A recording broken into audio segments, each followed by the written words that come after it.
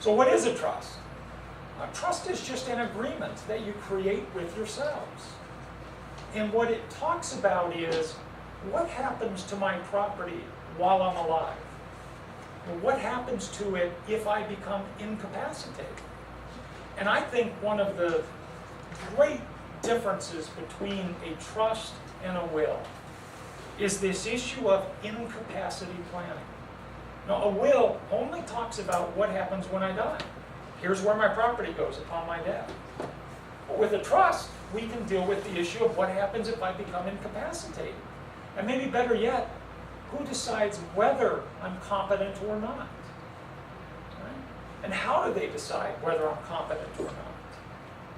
And then, of course, what happens if I am determined to be incompetent?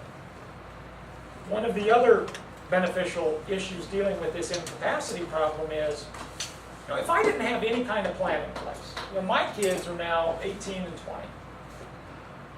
If I had no plan in place, and a guardian was appointed for me by the court because I was incompetent, that guardian could not continue to help those kids financially. They'd be off the payroll. They'd be on their own. Well, I book support both of them still.